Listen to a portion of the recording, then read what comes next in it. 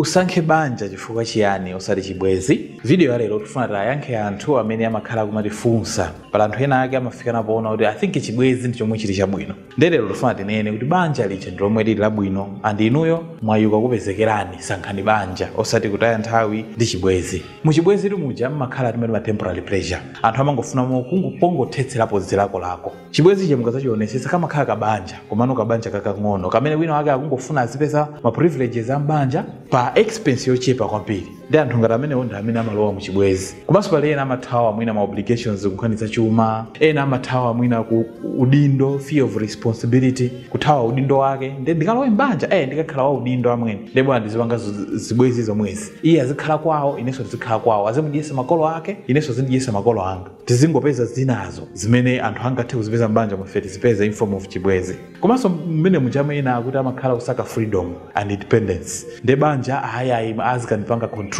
Bola ndizipanga zibwenzi zomwezi nditokhala ndi amuna angapo olo nditokhala ndi akazi angapo pa Chibwenzi pomwe mbanja sizingatheke. Komanso ena amakhala zoti lack of readiness amakhala mu Chibwenzi for sali ready kuti angathe kukhala committed ku banja. Komanso ena mwina chabe influence ya modern world tikamuonera kandizi mafilimu zichani ka influence ndithu katilowa panova kwanza thuko zimatheka munthu adzaka 60 chakuti ndi mzimayiso adzaka kaya 60 chakuti or 50 chakuti ali pa Chibwenzi chabe akuti ali boyfriend he is my boyfriend, she is my girlfriend. Koma kwaona anthu ndachikulire ndithu. Ndi pali ena mwina mangopa kuti amwene banja umakhala divorce. Makhala mwina tokhala banja loyipa. Ndesi pa chifukwa chimene sindikufuna ndiwe banja. Lero tufuna tikambirane kufunikira kwa banja. Komanso inuyo mwayitatu wakupezekerani chimene chili kupangitseni kuti mulisankhe banja. Chinthu choyambirira emotional and psychological reasons. Banja limathandizira kubweretsa peace of mind. Banja munthu ukakhala zoti wakwatira kapena wakwatiwa umakhala ndi mtendere wa mtima.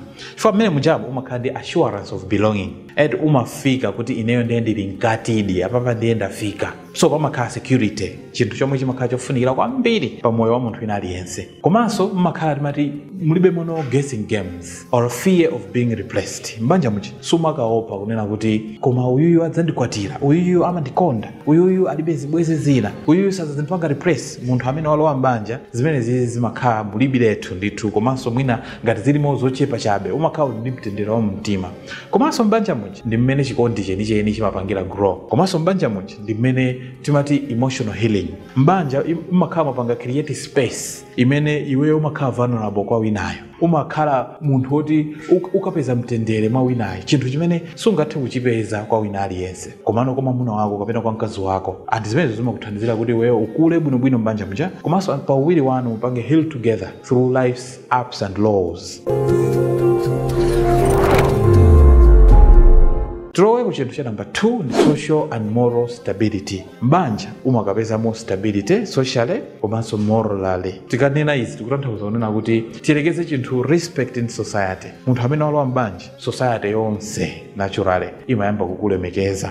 Kuti amayi ajatu ndi okwatiwa pano, abambo ajatu anakwatira pano, automatically pachikhalidwe anthu amayamba kupasa ulemu.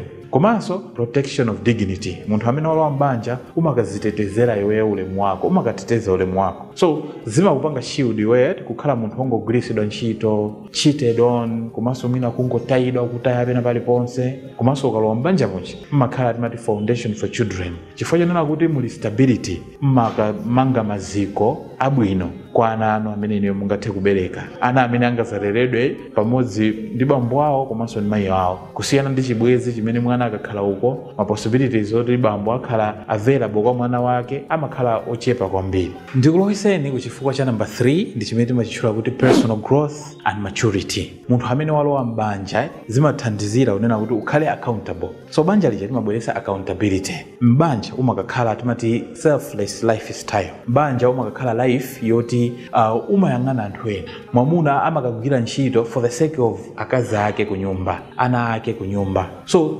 banja limakuthandizira kuti iweyo ukhwime muzochita zako, ukhwime mukaganizidwe kako, uzikhala life imene liyopindulira anthu ena. Komanso banja limakuthandizira timati character development. Iweyo kupanga develop umunthu wako, character yako. Mbanja ndi mmene munthu umakaphunziramo kupirira. Mbanja ndi mmene munthu umakaphunziramo kukhululuka kwenikweni. Komanso mbanja ndi mmene munthu umakaphunzira kupanga compromise, kugonjera ndi kulolera, kukhala ololera kwa munthu wina olo omumvesesa munthu wina wake. Zimene zimakachitika mbanja mokha zinthu zimene muchibwezi sizingachitike. Komanso mbanja muja mmakhala limati legacy building. Munthu amene wakwatira amene wakwatiwa amakhala wayamba kupanga build legacy.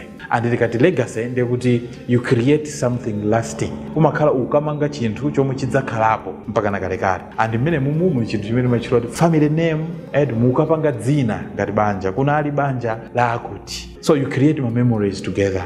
Mmakhala mwapanga build my values amene you pass on to the next generation. My values as a family you are passing on kwa ana anu azapasira ana anu. Zinthu zomwe zimakhala zovuta kuzipanga pa chibwezi. Ndikuloweseni ku chifukwa china cha number 4 ndi chimene timachitchula kuti financial and practical reasons. Munthu amene wakwatiwa amene wakwatira walowa mbanja mmene mujamoto mmakakhala shared responsibility. Wina akupanga zina aliyense akupanga zinthu zoti zitukulire banja lawo. So imene ndi shared responsibility. Two people working together. Anthu awiri amene akugwira ntchito kuti atukule umoyo wawo, atukule banja lawo as a family. Zinthu zimene pa chibwezi sizingachitike. Komanso there is long term planning. Sinangano muli mwasanduka thupi limodzi mmayamba kuyang'ana chitsogolo. Mmaphunzira zikhalidwe zoseva ndalama, kupanga invest mmene muja kapena future building. Tsogolo lanu muli panga bwanji. Amuna anga tikukula olo nthawi ikupita nyumba yathu tipanga bwanji, ana athu tizalera bwanji, tizaphunzitsa bwanji, nangano maziko athu tizapanga bwanji. Mmakambirana zinthu zimene pa chibwezi sizingatheke kuti inu mukambirana chifukwa simmakhala kuti mukudalirana. Komanso mmakhala chinthu chimati security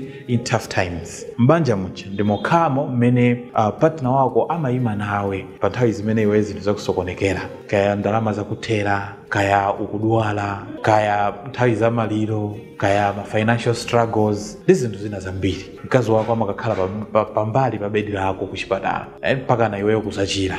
Mwamuna wako kukhala pambali pa mkazi wake pamene mkazi ali pa mavuto ena mpaka na mavuto aja ndikuzatha. Zinthu zimene pa chibwezi sizingachitike. Komanso chinthu china ndi spiritual and moral reasons. Mwakhala kuti mwakwatiwa mwalowa mbanja muja mmene muja ndi mmene mmapezeka timati divine approval. Banja atu ndi chinthu chimene chimakhala Mulungu wachivomera. So banja is a sacred covenant. Makhala mgwirizano umene uli odalitsika, opatulika. So anthu amene akwatirana amakhala kuti amusangalatsa Mulungu wawo. So the divine approval, Mulungu wapanga approve chinthu ngati chimene chichi. Kusiyana ndi chibwezi chimakhala chinthu chomusiri chopangidwa approve ndi Mulungu. So mukamapanga indulge whatever you are doing makhala mungopeza machimo mmene mujamu. So ndi zinthu zimene zimakhala bwino. Komanso mbanja muja muli purity and discipline. Sinanga mmene mujamu timati lawful space for intimacy. Mbanja atu ndi mmene mmapeza space yololedwa. Wina aliyense anakupangana approve kuti munthu mapanga whatsoever. So it's lawful for you. Muli ndi space. Pomwe tizibwezi iti ndi kuti kukapangira kaya pa chile, kaya kukapangira ku hotela, kaya kukapangira kutiko motawatawanso muja. So pamakhapo palibepo discipline, komanso palibepo purity. Komanso chinthu china purposeful union. Banja lichi limathandizira kunena kuti pakhale companionship. Munthu zita udalira ndi mkazi wanga ku nyumba. Zinthu zikandivuta mkazi wanga amakandilimbisa mtima. Ndi mwamuna wanga ku nyumba. So mmakhala chikondi, you build family together. Zinthu zimene zizofunikira kwambiri zimene sizingachitike pa chibwezi. Zimenezo ndi zifukwa 5 zimene mukuyenera musankhire banja kusiyana ndi chibwezi. Ndiye ndikuloweseni ku risk a chibwezi. Muchibwezi tu mmakhala muli mariski ambiri. Risk yoyambirira imakhala timati no guarantee. Muchibwezi muja mmakhala mulibemo guarantee na iliyonse. Mmakhala mulibemo no real commitment. Munthu samazipanga commit kwa inuyo. Ata ukusiyani nthawi na iliyonse amakhala sakuopa wina aliyense. Mulibemo wankhoswe. Chibwezi yanu sichiti chodziwika kwa anthu. So amaona kuti ndiza easy kusiyana ndi palibe kwina kulikonse mweneyo mungathe kulowera. So chimakhala chinthu chimene chilibe cholinga. Komanso muchibwezi muja mmakhala timati emotional confusion. And izizi zimakhala zonena kuti inuyo muli attached to each other. Komano from nowhere wina amathaza kupeza zoti wangokugwiritsa ntchito, wangokuyuza, komanso wangokusiya. Ndikusiyira iweyo emotional scars. Mabala amene nthawi zambiri umatha